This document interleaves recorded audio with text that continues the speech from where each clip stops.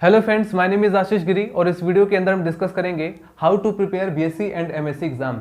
BSc और MSc examination paper की तैयारी कैसे करें कि हम अपने एग्जामिनेशन पेपर में अच्छे मार्क्स ला सकें। दोस्तों, जैसा कि आप लोगों को पता है, कई सारी ऐसे यूनिवर्सिटीज़ हैं जहां पर एग्जामिनेशन पेपर के फॉर्म फिलअप किए जा रहे हैं।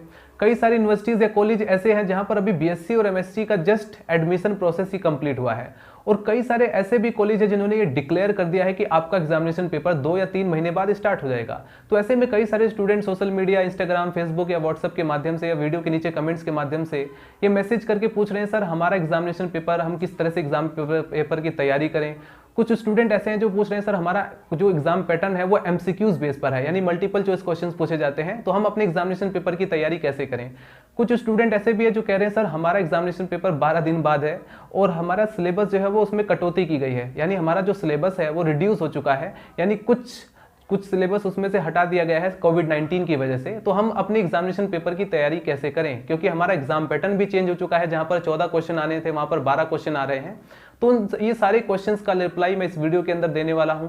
कुछ स्टूडेंट ऐसे भी हैं जो कह रहे हैं, सर हमें सब कुछ पता है लेकिन पढ़ने का मन नहीं करता।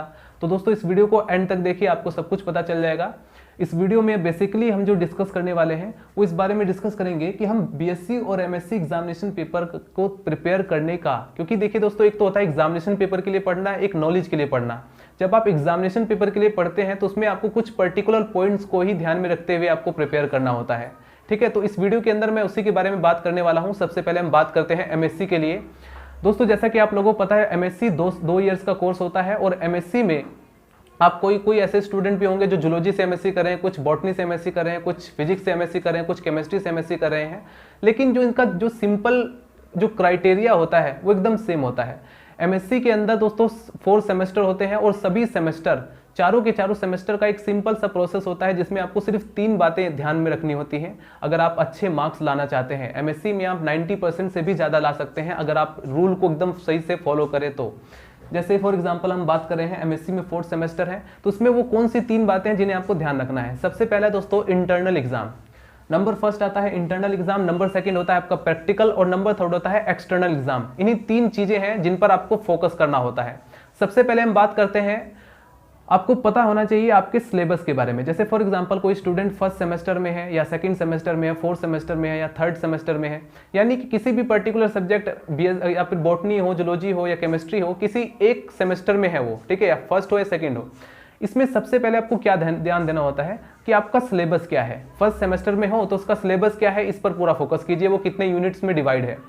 उसके बाद आपको जो बेसिकली ध्यान देने वाली चीज होती है कि आपका एग्जाम पैटर्न क्या है। और एग्जाम पैटर्न जैसे ही आपको पता चलेगा, एमसीक्यूज बेस है या थ्योरेटिकल बेस है, या फिर क्वेश्चंस किस तरह से पूछे जा रहे हैं, कितने सेक्शन में पूछे जा रहे हैं, शॉर्ट क्वेश्चन है या लॉन्ग क्वेश्चन है, और फिर उसके बाद आप यहाँ पर अनसोल्ड पेपर की मदद से आप ये यहाँ पर जांच लीजिए, ये इन्वेस्टिगेट कर लीजिए कि कौन से क्वेश्चन हैं जो बार बार रिपीट हो रहे हैं, यानी बार बार जो रिपीटेड क्वेश्चन है उसकी एक अलग से आप लिस्ट बना लीजिए। तो इस तरह से आप इन तीनों पर फोकस कर सकते हैं। और दूसरा पॉइंट ये है कि अगर आप इंटरनल एग्जाम दे रहे हैं, क्योंकि इंटरनल एग्जाम को बिल्कुल भी आप इग्नोर नहीं कर सकते, इसको स्किप नहीं कर सकते, क्योंकि इंटरनल एग्जाम ही आपकी एक्सटर्नल एग्जाम की तरह है। इसके दोनों के मार्क्स जो है वो एग्जाम पे वहां पर मेन जो मार्कशीट होती है उसमें ऐड होते हैं, और प्रैक्टिकल के भी। तो प्रैक्टिकल का भी ध्यान देना होगा, इंटरनल का भी। अभी एक सेमेस्टर में 2 आपके इंटरनल एग्जाम होंगे, ठीक है, 2 बार इंटरनल एग्जाम होंगे, और एक सेमेस्टर में आपके कि 4, एक तरीके से जैसे फॉर एग्जांपल अगर आप 1st सेमेस्टर में हैं तो आपके 4 पेपर होंगे, ठीक है। ज़्यादातर जो मोस्टली कॉलेज का जो पैटर्न है वो इसी तरह से है, आपको 4 पेपर होंगे, और उन चारों पेपर का आपका जो है इंटरनल होता है, और ये 2 बार होता है 6 मंथ के अंदर, 2 बार, क्योंकि एक जो सेमेस्टर होता है वो 6 मंथ का होता है। इस तरह से आप प्रिपेयर कर सकते हैं। अब यहाँ पर सिलेबस हो गया, एग्जाम पैटर्न हो गया, अनसोल्ड पेपर हो गया, ये तीनों बातें मैं आपको बता चुका हूँ, और इन तीनों बातों पर ये जो 3 पॉइंट्स हैं इसी पर आप फोकस कर सकते हैं। तो एमएससी का बहुत ईजी है। उसके बाद साथ साथ कई सारे स्टूडेंट हैं जो एमएससी के साथ साथ नेट की तैयारी कर रहे हैं, कुछ इसके बाद एमफिल करेंगे, कुछ ऐसे स्टूडेंट हैं जो बीएड करेंगे। तो दोस्तों, अगर आप नेट की तैयारी कर रहे हैं, जैसे फॉर एग्जांपल अगर कोई जूलॉजी का स्टूडेंट है जो एमएससी जूलॉजी से कर रहा है, बॉटनी से करेगा, तो वो लाइफ साइंस की तैयारी कर रहा है, क्योंकि एमएससी और लाइफ साइंस का सिलेबस काफ़ी कुछ इसमें मिलता है, ठीक है, काफ़ी सिलेबस जो है आपस में मिलता रहता है। तो इन दोनों के साथ साथ स्टूडेंट तैयारी करते रहते हैं। जो फिजिक्स से एमएससी कर रहा है वो फिजिकल केमिस्ट्री या फिजिकल साइंस पर ध्यान देगा, जो केमिस्ट्री से कर रहा है वो केमिकल साइंस पर ध्यान देगा, जो जूलॉजी और बॉटनी से एमएससी कर रहा है वो लाइफ साइंस पर ध्यान देगा, CSIR नेट लाइफ साइंस का एग्जामिनेशन पेपर देगा। तो इस तरह से सभी स्टूडेंट अपने एग्जामिनेशन पेपर की तैयारी करते हैं और साथ साथ अपने एग्जाम एमएससी की भी तैयारी करते हैं। अब इसके बाद हम बात करते हैं दोस्तों बीएससी के एग्जामिनेशन पेपर के बारे में। अगर आप बीएससी फर्स्ट ईयर के स्टूडेंट हैं, सेकंड ईयर के स्टूडेंट हैं, थर्ड ईयर के स्टूडेंट हैं, तो आपको बिल्कुल सिंपली इसी चीज़ पर ध्यान देना होगा जिसके बारे में आपको मैं बता रहा हूँ। नंबर फर्स्ट, आपको भी अपना सिलेबस देखना होगा और कई सारे स्टूडेंट जो बता रहे हैं कि हमारा सिलेबस रिड्यूस हो चुका है, तो आपको पता होना चाहिए कि कितना सिलेबस रिड्यूस हुआ है। जैसे फॉर एग्जांपल आपको बता दिया गया होगा कि अगर 4 यूनिट हैं तो आपसे 3 यूनिट ही पूछी जाएगी, यानी अगर आप 3 यूनिट या फिर 2 यूनिट, इसी तरह से आपको बता दिया जाएगा कि इन 2 यूनिट्स को आप प्रिपेयर कर लीजिए, इसी में से एक्सटर्नल एग्जाम में क्वेश्चन पूछे जाएंगे। तो आपको इन चीज़ों का ध्यान रखना होगा। सबसे पहले आप पूरा जो रिड्यूस हुआ सिलेबस है उसको भी ध्यान रखें, फिर उसके बाद, और जो रिड्यूस हो गया उसको तो आप पढ़ेंगे नहीं, आप पढ़ेंगे वही जो आपके एग्जामिनेशन पेपर में आएगा, तो उनको आप अच्छे से प्रिपेयर कर लीजिए। दूसरा, एग्जाम पैटर्न नंबर सेकंड आता है। यहाँ पर भी आपका एग्जामिनेशन पैटर्न की एमसीक्यूज माध्यम से क्वेश्चन पूछे जा रहे हैं या फिर थ्योरेटिकल। कई सारे ऐसे कॉलेज है जहाँ पर थर्ड ईयर में बीएससी थर्ड ईयर में एमसीक्यूज माध्यम से क्वेश्चन पूछे जाते हैं और first year second year theoretical रहता है, और कई सारे ऐसे कॉलेज है जहाँ पर फर्स्ट ईयर से ही एमसीक्यूज माध्यम से क्वेश्चन पूछे जा रहे हैं। तो ऐसे स्टूडेंट क्या करें जहां पर एमसीक्यूज माध्यम यानी मल्टीपल चॉइस क्वेश्चंस पूछे जा रहे हैं, तो सिंपली दोस्तों सबसे पहले तो आपको कंसेप्ट को, जैसे फॉर एग्जांपल आप केमिस्ट्री पढ़ रहे हैं तो केमिस्ट्री के जो पूरे टॉपिक्स हैं उसको आपको डीपली पढ़ना होगा। मल्टीपल चॉइस क्वेश्चंस को सोल्व करने के लिए आपको डीपली पढ़ना होगा। उसके बाद यहाँ पर देखिए, कंसेप्ट को समझने के बाद आपको एक एक जो उससे रिलेटेड जितने भी एमसीक्यूज हैं उसको आप सोल्व करेंगे, ठीक है, जितने भी एमसीक्यूज हैं। अब जैसे कई सारे ऐसे यूनिवर्सिटीज है जहाँ पर आपको दुकान जो शॉप है उसके बराबर में ही आपको मिल जाएगा, एमसीक्यूज की पूरी बुक्स में आपको मिल जाएगी उस सिलेबस से रिलेटेड, तो आप उसको भी देख लीजिए, वो आपका काम है। उसके बाद जैसा कि मैंने बताया, एमसीक्यूज को सिर्फ और सिर्फ इसी चीज़ पर फोकस करना है, जो 80% एमसीक्यूज होता है वो आपके पिछले सोल्ड या अनसोल्ड पेपर से आता है। तो अपने सोल्ड पेपर का जो एमसीक्यूज है पिछले 10 ईयर्स का उसको सोल्व कीजिए। अगर आपने उसको सोल्व किया तो 70 से 80% वहीं से आता है, और जो नया आएगा उसके लिए आप आगे से तैयारी करें। जैसे बीएससी थर्ड ईयर में जयश्री के नोट्स आते हैं, जैसे हम सीसीएस यूनिवर्सिटीज की बात करें तो जयश्री के नोट्स आते हैं बीएससी थर्ड ईयर के स्टूडेंट्स के लिए, पूरी एक बुक्स आती है, उसमें से आप प्रिपेयर कर लीजिए। और उसके बाद जब आपका कंसेप्ट क्लियर होगा, ध्यान रखा सबसे पहले आपको कंसेप्ट क्लियर करना होगा, यानी नहीं कि आप डायरेक्टली एमसीक्यूज को सोल्व करने बैठ जाओगे तो वहां पर आप सिर्फ रट ही सकते हो। और दूसरा पॉइंट यह है कि जब तक आपका कंसेप्ट क्लियर नहीं होगा तब तक आप एमसीक्यूज को अच्छे से सोल्व नहीं कर पाओगे, आप तब भी वहां पर आपको डाउट ही रहेगा कि ये सही है या गलत है। तो सबसे पहले आप कंसेप्ट को क्लियर करें, उसके बाद आप एमसीक्यूज पर जाएं, और जो कंसेप्ट आपने क्लियर कर लिया है उसी का एमसीक्यूज आप सोल्व करेंगे। अब हम बात करते हैं, जो ज्यादातर एग्जामिनेशन पैटर्न है वो थ्योरेटिकल ही होता है। तो थ्योरेटिकल के बारे में बात करें तो यहाँ पर मैं आपको ऑलरेडी कई सारी वीडियोस में मैं बताता रहता हूँ, पिछली साल भी मैंने इसी तरह से बताया था और इस साल भी मैं आपको रिपीट करके बता रहा हूँ कि शॉर्ट क्वेश्चन, लॉन्ग क्वेश्चन, और आपका जो एग्जाम पैटर्न है कितने सेक्शन में डिवाइड है, उसके मार्क्स, यहाँ पर मार्क्स डिफरेंट हो सकते हैं। डिफरेंट यूनिवर्सिटीज हैं, डिफरेंट सिलेबस हैं। सिलेबस मतलब ज़्यादा आपको डिफ्रेंशिएशन नहीं होगा, सिलेबस आपका सिर्फ इतना हो सकता है कि कहीं पर आपको कुछ पर्टिकुलर, जैसे एम्फियोक्सिस है तो यहाँ पर पेट्रोमाइजोन आपको बढ़ा दिया जाए, मतलब अलग अलग थोड़ा सा, मतलब कुछ टॉपिक बढ़ा दिया जाता है या घटा दिया जाता है, सिर्फ इतना ही है, इतना ही डिफ्रेंशिएशन है, ज़्यादा डिफ्रेंशिएशन बीएससी एमएससी के सिलेबस में नहीं है।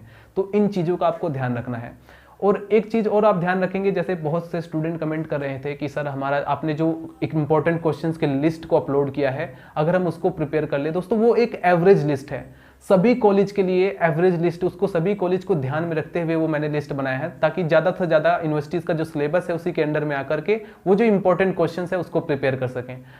कोई भी टीचर आपको डायरेक्टली नहीं बता सकता, कोई भी टीचर यूट्यूब पे तो बिल्कुल भी नहीं बता सकते, क्योंकि यहाँ पर आप जितने भी स्टूडेंट हैं वो अलग अलग यूनिवर्सिटी से बिलोंग करते हैं, अलग अलग कॉलेज से बिलोंग करते हैं, तो कोई भी पर्टिकुलर किसी यूनिवर्सिटी के लिए तो आप एग्जाम पेपर बताएगा नहीं, और जबकि हर एग्जाम पेपर का जो हर यूनिवर्सिटीज का जो सिलेबस होता है वो थोड़ा डिफरेंट होता है। तो इन चीज़ों को आप खुद ही सोच लीजिए, आप अपना जो इंपॉर्टेंट क्वेश्चन है उसको खुद से बनाइए, खुद से बनाएंगे तो वो ज़्यादा बेटर होगा, ठीक है। आप यहाँ पर जो समझदार स्टूडेंट होते हैं, जो इंटेलिजेंट होते हैं, वो सुनते सभी हैं, मतलब वीडियोस वगैरह सब कुछ देखते हैं, टीचर्स की भी सुनते हैं, लेकिन लास्ट में जो इंपॉर्टेंट क्वेश्चंस की लिस्ट बनाते हैं वो खुद ही बनाते हैं, अपने आइडिया से लगाते हैं कि हाँ, खुद ही वो दिमाग इतना वेस्ट करते हैं कि हाँ मुझे इस बार ये 2019 में ये क्वेश्चन पूछा गया था या 18 में ये क्वेश्चन पूछा गया था, तो ये क्वेश्चन शायद इस बार ना पूछा जाए, इस बार ये क्वेश्चन पूछा जाए। इस तरह से आइडिया लगा करके सबसे पहले वो इंपॉर्टेंट क्वेश्चंस को पहले कंप्लीट करते हैं, उसके बाद वो करते हैं जो उनका बचा हुआ सिलेबस है। तो इस तरह से आप तैयारी कर सकते हैं बीएससी की। और इसमें अभी कुछ स्टूडेंट ऐसा कमेंट कर रहे थे, सर क्या हम 2-3 महीने के अंदर तैयारी कर सकते हैं? बिल्कुल, आपको कुछ नहीं करना, क्योंकि इंपॉर्टेंट क्वेश्चंस को आप 1 महीने में पूरा कंप्लीट कर सकते हैं। हालांकि यहाँ पर बीएससी सेकेंड ईयर के अंदर केमिस्ट्री जो है इतनी ज़्यादा आसान नहीं है, इतना मतलब टफ ही है। अगर फिजिकल केमिस्ट्री में जाएं तो यहाँ पर कई बार ऐसे क्वेश्चंस पूछे जा सकते हैं, न्यूमेरिकली क्वेश्चन पूछे जाते हैं, तो वहाँ पर बायोलॉजी के स्टूडेंट को प्रॉब्लम होता है। तो ध्यान रखना, जो क्वेश्चंस ऐसे हैं जो बार बार रिपीट हो रहे हैं, जिनका फिक्स है, उसको तो आप अच्छे से प्रिपेयर कर लीजिए सबसे पहले।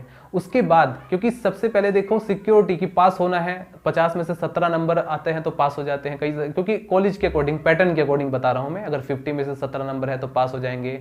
या फिर उसके बाद हम बात करें, कई सारे से स्टूडेंट जो कम से कम एक एवरेज लगाकर चलते हैं कि अगर मैं हर सब्जेक्ट के अंदर या हर पर्टिकुलर सेमेस्टर के अंदर अगर मैं 30 नंबर भी लाता हूं तो मेरा एवरेज परसेंटेज ये बनेगा।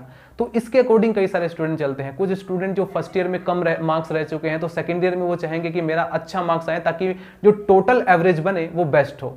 तो इस तरह से सब कुछ ध्यान में रखते हुए आपको अपने एग्जामिनेशन पेपर की तैयारी करनी होगी। तो इस तरह से आप बीएससी और एमएससी एग्जामिनेशन पेपर की तैयारी कर सकते हैं। इसके अलावा और कुछ ज़्यादा कुछ नहीं आपको ध्यान में फोकस में रखना है। इसके अलावा आप ज़्यादा कुछ नहीं, बाकी सब कुछ आपको टोटली जो है यहाँ पर बताने को तो बता देंगे, सभी टीचर्स इसी तरह से बताते हैं, क्योंकि उसके बाद जो मेन चीज़ है वो आपको ही करना पड़ता है। ठीक है, अब इसके बाद भी आप क्वेश्चन पूछते हैं तो ठीक है, ये ऐसे ही होगा जैसे कोई स्टूडेंट बोल रहा है कि सर मैं नदी में तभी कूदूंगा जब मुझे तैरना आएगा। तो इसमें क्या होगा, ना तो वो नदी में कूद सकेगा क्योंकि उसे तैरना नहीं आया, ना ही वो तैर सकेगा क्योंकि वो कभी कूदा ही नहीं नदी में। इस तरह का हाल हो जाएगा। ठीक है, तो इस तरह से आप तैयारी कर सकते हैं। सो फ्रेंड्स, फाइनली अब हम बात करेंगे उन स्टूडेंट्स के लिए जो कहते हैं सर हमारा स्टडी में मन नहीं लगता, हम क्या करें। दोस्तों, यहाँ पर मैं आपको कुछ थॉट्स शेयर करने वाला हूँ, कुछ बातें बताने वाला हूँ, जिससे कि शायद आप अपने ट्रैक पर वापस आ जाएं, अपने डेस्टिनेशन पॉइंट को दोबारा से पकड़ लें। दोस्तों ध्यान रखें, मैं यहाँ पर जो भी मैं आपको शेयर करने वाला हूँ, अगर आप इससे एग्री हैं, सहमत हैं, तभी आप इसको फॉलो करना, वरना समझ लेना कि इस पात्र की सभी घटनाएं काल्पनिक है जिनका वास्तविकता से कोई लेना देना नहीं है। दोस्तों, स्टडी के लिए मैं समझता हूँ 2 ऐसे फैक्टर हैं जो किसी भी स्टूडेंट को अफेक्ट करते हैं। पहला है इसका इन्वायरमेंट और दूसरा है उसका थॉट्स, उसके विचार। दोस्तों, जैसे फॉर एग्जाम्पल के साथ आपको समझाना चाहूँगा इन्वायरमेंट का एग्जाम्पल। जैसे फॉर एग्जाम्पल कोई एक ऐसा स्टूडेंट, बीएससी या एमएससी का कोई स्टूडेंट है जो एक सेपरेट रूम में रह रहा है और उसका शेड्यूल कुछ इस तरह से है कि वो मॉर्निंग में सुबह 10 बजे उठता है, 8 बजे या 9 बजे उठता है, फिर उसके बाद वो पढ़ाई करता है, फिर उसके बाद धीरे धीरे वो जो है अपने जितने भी एक्टिविटीज़ हैं मोबाइल चलाता है और सभी काम करता है और फिर उसके बाद 10 बजे सो जाता है। मतलब उसका एक एवरेज शेड्यूल है। तो ये उसका क्या है, इन्वायरमेंट है, जिसके अकॉर्डिंग वो डेली वही प्रतिक्रिया, वही चीज़ दोबारा से दोहराता रहता है। एक स्टूडेंट ऐसा है जो हॉस्टल में रह रहा है। अगर वहाँ पर कुछ स्टूडेंट ऐसे भी होते हैं जो पर्टिकुलर अपने डेस्टिनेशन पॉइंट के लिए पागल रहते हैं कि हाँ मुझे वो टारगेट चाहिए ही चाहिए, मतलब वो टारगेट उसे प्राप्त करना ही है हर हालत में। तो वो पूरी मेहनत करता है, अपना हार्ड वर्क देता है, अपना 100% देता है। तो उसको देख करके दूसरे जो स्टूडेंट हैं जो सो रहे हैं, सपोज कोई 10 बजे सो रहा है तो वो देखेगा दूसरा जो स्टूडेंट है वो 12 बजे तक पढ़ रहा है या 2 बजे तक पढ़ रहा है, यानी वो अपने पूरे जब तक उसका कंसेप्ट क्लियर नहीं हो रहा है वो तब तक पढ़ रहा है। तो ये जो दूसरा स्टूडेंट है जो 10 बजे सो रहा है, इसको अगले दिन नींद नहीं आएगी। ये देखेगा, ये अगले दिन चाहे भले ही 1 घंटा पढ़े या 2 घंटा पढ़े 10 बजे के बाद, वो पढ़ेगा ज़रूर। यानी कि ये इसका एक ऐसा इन्वायरमेंट है जो इफेक्ट कर रहा है, यानी कि वो उसको उसके वापस इसी को भी डेस्टिनेशन पॉइंट पर वापस ट्रैक पर खींच कर ला रहा है। यानी आप देख करके आप दूसरे स्टूडेंट को भी आप वहाँ पर पढ़ रहे हैं। तो इन्वायरमेंट का बहुत बड़ा फर्क पड़ता है। दूसरा है विचार, थॉट्स। स्टूडेंट किस तरह की थॉट्स रख रहा है, कैसी वो पॉजिटिव है या नेगेटिव है। अब पॉजिटिव नेगेटिव का मतलब क्या होता है, जैसे फॉर एग्जांपल के साथ मैं आपको कुछ ऐसे एग्जांपल बताने वाला हूँ। कुछ ऐसे स्टूडेंट हैं, एक इंस्टाग्राम पर एक स्टूडेंट था, वो कह रहा सर मैं सोशल मीडिया से काफ़ी परेशान हो चुका हूँ, काफ़ी ज़्यादा डिस्ट्रैक्शन होता है, तो कुछ ऐसी वीडियो बनाइए जिससे कि मैं इससे दूर हो जाऊँ। हालांकि ये बात भी वो सोशल मीडिया पर ही पूछ रहा है। तो यहाँ पर मैंने उससे पूछा कि मतलब आपको किस चीज़ से प्रॉब्लम है, व्हाट्सएप से है, फेसबुक से है, या इंस्टाग्राम से है, या फिर यूट्यूब से है, किस चीज़ से प्रॉब्लम है। ये सारी चीज़ें आप ध्यान से देखें तो ये प्रॉब्लम है ही कहाँ। आप जिसको प्रॉब्लम समझ रहे हैं आप वहीं पर, मतलब आप सोशल मीडिया से ही पूछ रहे हैं और वहाँ पर वहाँ उसी के थ्रू आप मुझसे कनेक्ट हो पाए हैं और आप वहाँ पर ये पूछ रहे हैं कि हम उससे दूर कैसे हों। आप दूर क्यों होना चाहते हैं। और वहाँ पर जब मैंने उससे और भी कुछ चीज़ें पूछी तो वो कह रहे थे कि मेरे साथ ये एक्टिविटी होती है कि जब मैं व्हाट्सएप कुछ देर तक अनइंस्टॉल कर देता हूँ, फिर देखता हूँ कि पढ़ मैं फिर भी नहीं पा रहा हूँ। यानी कि व्हाट्सअप इन सोशल मीडिया से दूर होकर भी वो नहीं पढ़ पा रहे थे, तो फिर दोबारा से उसको इंस्टॉल भी कर देते हैं और ये प्रोसेस वो बार बार यही घटनाएं उनके साथ बार बार हो रही थी। तो मैंने उनको कहा कि आप अपने मेन जो डेस्टिनेशन पॉइंट है आप उसको पकड़िए, आपका जो टारगेट है पहले आप उसको पकड़िए, इनसे दूर भागना छोड़ दीजिए। आप इंस्टाग्राम पर, आप फेसबुक पर, ये जो इंस्टाग्राम है इन पर आप क्या देख रहे हैं, ज़्यादा से ज़्यादा इस पर क्या आपको मिल रहा है, ये सारी चीज़ें आपको मनोरंजन के लिए काम आ रही हैं। इन्फॉर्मेशन, व्हाट्सअप आपको इन्फॉर्मेशन मिल रहा है, अगर कोई नोट सेंड करना हो वो भी आपको मिल रहा है, किसी फैमिली की फ़ोटोज़ आपको शेयर करनी है वो भी आपको, मतलब ये सब काम की चीज़ें हैं, इसको आप क्यों हटा रहे हैं? आप इससे ये डिस्ट्रैक्शन नहीं है, डिस्ट्रैक्शन आपका खुद का मन है। आई मीन आप अपने मेन जो टारगेट है आप उसको छोड़ करके आप इस पर पूरे दिन फोकस लगाए हुए हैं, तो तब तो यहाँ पर आपको लगेगा ही कि हाँ ये डिस्ट्रैक्शन पॉइंट है। आप सबसे पहले मॉर्निंग में कुछ नहीं करना, आपको कोई शेड्यूल बनाने की ज़रूरत नहीं है, आपको एक महीने भर का शेड्यूल बनाने की ज़रूरत नहीं है। कई लोग ऐसे होते हैं जो पहले से ही एक आकलन लगाकर, एक गणित लगाकर बैठ जाते हैं कि मुझे 3 महीने तक यही रूल, यही शेड्यूल फॉलो करना है, आगे क्या होने वाला है जबकि उन्हें खुद को नहीं पता है, अगले दिन क्या होने वाला है ये भी नहीं पता, अगले दिन वो कहाँ पर जाएंगे, कौन सी पार्टी में जाएंगे, क्या करेंगे, कहाँ उनका टाइम वेस्ट होगा। आप डेली सुबह उठिए और टाइम टेबल बनाइए, कहीं कॉपी पर नहीं, अपने माइंड में कि अब मुझे क्या करना है, कब कॉलेज जाना है, कब मुझे पढ़ना है, कब मुझे ये वाला कंसेप्ट क्लियर करना है, मतलब डेली शेड्यूल बनाना है और कहीं पर नहीं, अपने माइंड में बनाना है बस। ठीक है, ये आप इस चीज़ को फॉलो कर लीजिए। दूसरा, ये जो सोशल मीडिया, इनको आप डिस्ट्रैक्शन समझना बंद कीजिए। कोई डिस्ट्रैक्शन नहीं है, कोई भी आपको, अगर आप कहीं पर जा रहे हैं इससे मनोरंजन ही हो रहा है। अगर आप किसी इंसान को कहेंगे कि भाई ज़रा नाच के दिखा, या किसी लड़की को कहेंगे ज़रा नाच के दिखाओ, तो वो तुमको 2 स्लैप खींच कर मारेगी। जबकि अगर आप इंस्टाग्राम पर जाकर देखते हैं तो वहाँ पर आपको बस पसंद है तो ऊपर कर दीजिए, पसंद नहीं है तो चलो हटाओ यहाँ पर, फिर दूसरा वीडियो देख, मतलब एक के बाद एक वीडियो आपको देख करके आपका मनोरंजन हो रहा है। तो इसमें आप डिस्ट्रैक्शन क्या है? इसमें आपका और तो और मनोरंजन हो रहा है। वैसे आप मनोरंजन के लिए कुछ ना कुछ ढूंढते रहते हैं, सब कुछ ज़रूरी है, स्टडी भी ज़रूरी है। तो मेन चीज़ जो आपका मेन डेस्टिनेशन पॉइंट है, यानी में टारगेट है, उसको पकड़ कर रखना है, पहले वो करना है, फिर उसके बाद आप जो भी करते हैं पूरे टाइम। अब मैंने उनको कहा कि भाई आप एक पैरेलल स्पेस डाउनलोड कीजिए और उसमें एक की जगह 2-4 व्हाट्सअप और अनइंस्टॉल कर लीजिए, 2-4 इंस्टाग्राम और भी डाउनलोड कर लीजिए, कोई फ़र्क नहीं पड़ेगा। इससे क्या फ़र्क पड़ सकता है, इससे क्या डिस्ट्रैक्शन हो सकता है? इनसे कोई डिस्ट्रैक्शन नहीं होता, बस आप अपने मेन जो पॉइंट है उसको पकड़ कर रखो। हमारी सबसे बड़ी भूल ये होती है कि हम एक बहुत ही पहले आकलन लगा लेते हैं कि हाँ हमें ये करना है, ये करना है, और हम कर नहीं पाते, हम स्टार्टअप नहीं कर पाते। एक छोटी सी कहानी के माध्यम से आपको समझाना चाहूँगा। एक बूढ़ा सा इंसान होता है और एक जंगल में ऐसे ही लालटेन लेकर खड़ा रहता है अंधेरे में, 3 बजे रात के जंगल में ऐसे अंधेरे में ऐसे खड़ा रहता है लालटेन लेकर के। अब दूसरा इंसान आता है, पूछता है आप इससे ऐसे क्यों खड़े हैं? तो वो कहता है कि मुझे एक राजा की सभा में जाना है, मुझे एक सभा में बुलाया गया है और मैं लेट हो जाऊंगा, इसलिए मैं रात को ही निकल रहा हूँ। ये बहुत पुरानी बात है। अब यहाँ पर वो पूछता है उससे कि तो आप जा क्यों नहीं रहे हैं, खड़े क्यों हैं? तो कहता है कि ये जो लालटेन की रोशनी है ये 10 मील दूर तक नहीं जा पाएगी। वो यहाँ पर वो इंसान देखता है वो कि यार कितना मंदबुद्धि इंसान है, मतलब अगर वो लालटेन वहीं पर खड़े खड़े उसकी रोशनी का अंदाजा लगा रहा है कि ये 10 मील दूर नहीं जाएगी, कम से कम 1 कदम तो चले, वो दूसरा कदम बढ़ेगा तब तक रोशनी वहां तक पहुंच जाएगी। ये कहानी चाहे सच हो या झूठ हो, लेकिन ये सिर्फ इतना, इससे हमें इतने सीख मिलती है कि हमें स्टार्टअप कर देना चाहिए। हमें यहाँ पर जो भी हम कुछ करना चाहते हैं कम से कम स्टार्टअप कर दीजिए, उसके बाद आप जहाँ तक के चलेंगे वहाँ तक चलता रहेगा। कम से कम जहाँ तक आपको दिखाई दे रहा है वहाँ तक तो चलिए, आगे आपको फिर दोबारा से रास्ता दिखाई देगा। मतलब ये कुछ वो चीज़ें हैं जिनसे एक मोटिवेशन मिलता है, एक सोचने समझने की, एक तर्क करने की शक्ति मिलती है।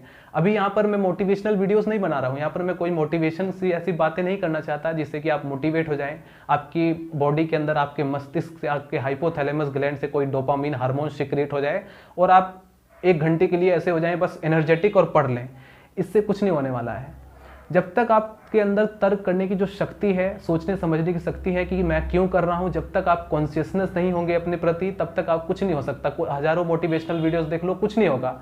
मोटिवेशनल वीडियोस देखने से कुछ होता भी नहीं है, ध्यान रखना, आप हल्का सा पुश हो जाएंगे। कोई वीडियो किसी ने एक दमदार मोटिवेशनल यूट्यूब पर आप देखेंगे ऐसे ऐसे थंबनेल बनाकर रखेंगे कि 12-12 घंटे तक पढ़ने के लिए स्टूडेंट आप मजबूर हो जाओगे, जरा ये वीडियो देख लो। स्टूडेंट अंदर जाकर देखता है, क्या मिल जाएगा आपको? 1 घंटे के लिए वो पुश कर देगा वीडियो। अगर कोई बेहतरीन उसमें थॉट्स वाली बात की गई होगी तो 1 घंटे के लिए आप पुश हो जाएंगे, लेकिन फिर उसके बाद उसी कंडीशन में जाएंगे, फिर आप किसी मोटिवेशनल वीडियोस को ढूंढेंगे। ऐसा कब तक चलता रहेगा? ऐसा कुछ नहीं होता है। तो मोटिवेशनल वीडियोस नहीं देखना है। और ग्रेजुएशन के स्टूडेंट, जबकि हम यहाँ पर बात करें किसी 11th और 12th का स्टूडेंट नहीं है, 11th और 12th के स्टूडेंट के लिए मोटिवेशनल वीडियो एकदम फिक्स है।